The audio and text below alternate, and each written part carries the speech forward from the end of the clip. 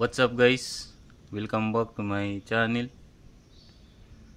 The creative process used in The Secret, the book, The Law of Attractions is an easy guideline for you to create what you want in 3 simple steps. Step 1. Ask. The first step is to ask. Make a command to the universe. Let the universe know what you want,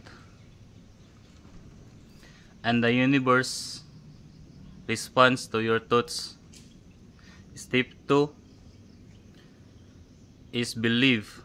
Believe that it's already yours. Have what I love to call unwavering faith, believing in the unseen. Step 3 and the final step in the process is to receive. Begin to feel wonderful about it. Feel the way you will feel once it arrives. Feel it now. Again, here's the 3 simple steps used in The Secret, the book, The Law of Attractions. First step is ask. The second step is to believe, and the third step is to receive. Ask or speak clearly what you want,